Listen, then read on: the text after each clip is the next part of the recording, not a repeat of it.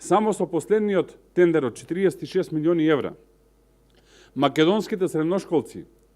можат да добијат нови училишта, практично секое второ средно школо да биде ново само со последниот тендер на Марковски компани, а со вкупниот број на тендери може да се изградат сите средни училишта во Македонија и да останат пари за спортски сали и за базени и да имаме комплетна преродба на македонското образование.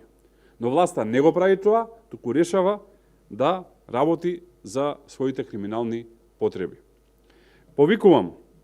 надлежните органи, јавното обвинителство, пред се, да ги испита сите тендери кои што ги има добиено Марковски компани и да каже како е возможно за само 3 години да добиле тендери во вредност од 163 милиони евра, 58 на број, а исто така повикувам јавното обвинителство да испита зошто 6 директори на РЕК Битола прво не сакале, а потоа решиле да ја потпишат спорната јавна набавка за ископ на јагнена јаловина во вредност од 46 милиони евра.